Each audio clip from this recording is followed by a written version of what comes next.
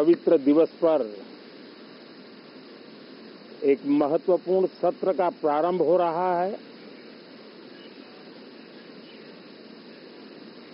और सावन के इस पहले सोमवार को मैं देशवासियों को बहुत बहुत शुभकामनाएं देता हूं।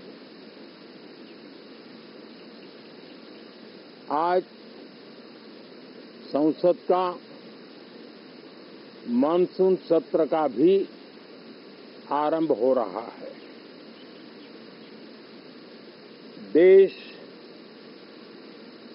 बहुत बारीकी से देख रहा है कि संसद का यह सत्र सकारात्मक हो, सृजनात्मक हो और देशवासियों के सपनों को सिद्ध करने के लिए एक मजबूत नींव रखने वाला हो। साथियों, भारत के लोकतंत्र की जो गौरव यात्रा है, उसमें ये एक महत्वपूर्ण पड़ाव के रूप में मैं देख रहा हूं। व्यक्तिगत रूप से मुझे भी, हमारे सभी साथियों को भी ये अत्यंत गर्व का विषय है कि करीब 60 साल के बाद कोई सरकार तीसरी बार वापस आए और तीसरी पारी का पहला बजट रखने का सौभाग्य प्राप्त हो। ये भारत के लोकतंत्र की गौरव यात्रा की अत्यंत गरिमापूर्ण घटना के रूप में देश इसे देख रहा है। ये बजट सत्र है। मैं देशवासियों को जो गारंटी देता रहा हूं, क्रमशः रूप से उन गारंटियों को जमीन पर उतारना, इस लक्ष्य को लेकर के हम आगे बढ़ रहे हैं। ये बजट अमृतकाल का एक महत्वपूर्ण बजट है। हमें 5 साल का जो अवसर मिला है, आज का बजट हमारे उन 5 साल के कार्य की दिशा भी तय करेगा और ये बजट 2047 जब आजादी के 100 साल होंगे, तब विकसित भारत का जो हमारा सपना है, उस सपने को पूरा करने की मजबूत नींव वाला बजट लेकर के हम कल देश के सामने आएंगे। हर देशवासी के लिए एक गर्व की बात है कि भारत बड़ी इकोनॉमी वाले देशों में सबसे तेज गति से आगे बढ़ने वाला देश है। गत 3 वर्षों में लगातार 8% ग्रोथ के साथ, 8% ग्रोथ के साथ हम आगे बढ़ रहे हैं, हम ग्रो कर रहे हैं। आज भारत में पॉजिटिव आउटलुक, इन्वेस्टमेंट और परफॉर्मेंस एक प्रकार से अपॉर्चुनिटी की पीक पर है। ये अपने आप में भारत की विकास यात्रा का एक अहम पड़ाव है। साथियों,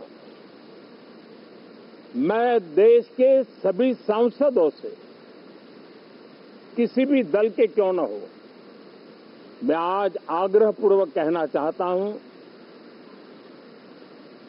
कि हम गत जनवरी से लेकर के हम लोगों के पास जितना सामर्थ्य था, उस सामर्थ्य को लेकर के जितनी लड़ाई लड़नी थी लड़ ली। जनता को जो बात बतानी थी बता दी। किसी ने राह दिखाने का प्रयास किया, किसी ने गुमराह करने का प्रयास किया, लेकिन अब वो दौर समाप्त हुआ। देशवासियों ने अपना निर्णय दे दिया। अब चुने हुए सभी सांसदों का कर्तव्य है, सभी राजनीतिक दलों की विशेष जिम्मेवारी है कि हमने दल के लिए जितनी लड़ाई लड़नी थी लड़ ली। अब आने वाले 5 वर्ष के लिए हमें देश के लिए लड़ना है, देश के लिए जूझना है, एक और नेक बनकर के जूझना है। मैं सभी राजनीतिक दलों से भी कहूंगा कि आइए हम आने वाले 4 साढ़े 4 साल दल से ऊपर उठ करके सिर्फ और सिर्फ देश को समर्पित होकर के संसद के इस गरिमापूर्ण मंच का हम उपयोग करें। जनवरी 29 जब चुनाव का वर्ष होगा, आप उसके बाद जाइए मैदान में, सदन का भी उपयोग करना है कर लीजिए। वो 6 महीने जो खेल खेलने खेल लीजिए, लेकिन तब तक सिर्फ और सिर्फ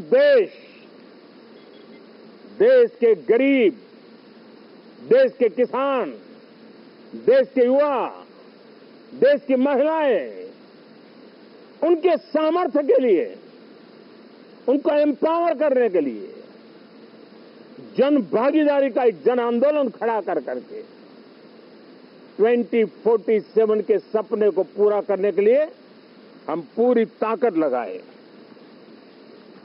मुझे आज बहुत दुख के साथ कहना है कि 2014 के बाद कोई सांसद 5 साल के लिए आए, कुछ सांसदों को 10 साल के लिए मौका मिला, लेकिन बहुत से सांसद ऐसे थे जिनको अपने क्षेत्र की बात करने का अवसर नहीं मिला, अपने विचारों से संसद को समृद्ध करने का अवसर नहीं मिला, क्योंकि कुछ दलों की नकारात्मक राजनीति ने देश के संसद के महत्वपूर्ण समय को एक प्रकार से अपनी राजनीतिक विफलताओं को ढांकने के लिए दुरुपयोग किया है। मैं सभी दलों से आग्रहपूर्वक कहता हूं कि कम से कम जो पहली बार सदन में आए हैं, ऐसे बहुत बड़ी संख्या में हमारे माननीय सांसद हैं और सभी दल में हैं, उनको अवसर दीजिए, चर्चा में उनके विचारों को प्रकट करने का मौका दीजिए, ज्यादा से ज्यादा लोगों को आगे आने का अवसर दीजिए। और आपने देखा होगा कि पार्लियामेंट के नए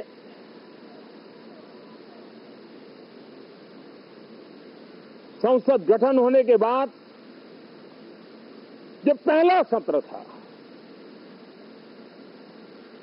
140 करोड़ देशवासियों ने बहुमत के साथ जिस सरकार को सेवा करने का हुक्म किया है देशवासियों ने, उसकी आवाज को कुचलने का और लोकतांत्रिक प्रयास हुआ। 2.5 घंटे तक देश के प्रधानमंत्री का गला घोंटने का, उनकी आवाज को रोकने का, उनकी आवाज को दबाने का लोकतांत्रिक परंपराओं में कोई स्थान नहीं हो सकता है और इसका कोई पश्चाताप तक नहीं है, दिल में दर्द तक नहीं है। मैं आज आग्रहपूर्वक कहना चाहता हूं, देशवासियों ने हमें यहां देश के लिए भेजा है, दल के लिए नहीं भेजा है। ये सदन दल के लिए नहीं, ये सदन देश के लिए है। ये सदन संसदों तक की सीमा तक नहीं है, 140 करोड़ देशवासियों की एक विराट सीमा करके ये लिए है। मैं विश्वास करता हूं कि हमारे सभी माननीय सांसद पूरी तैयारी के साथ चर्चा को समृद्ध करेंगे। कितने ही विरुद्ध विचार होंगे, विरुद्ध विचार बुरे नहीं होते हैं, नकारात्मक विचार बुरे होते हैं। जहां सोचने की सीमाएं समाप्त हो जाती है, देश को नकारात्मकता की जरूरत नहीं है। देश को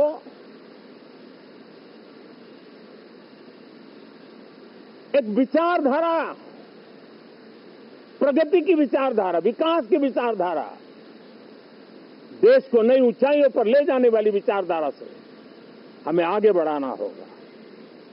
मैं पूरा आशा करता हूं कि हम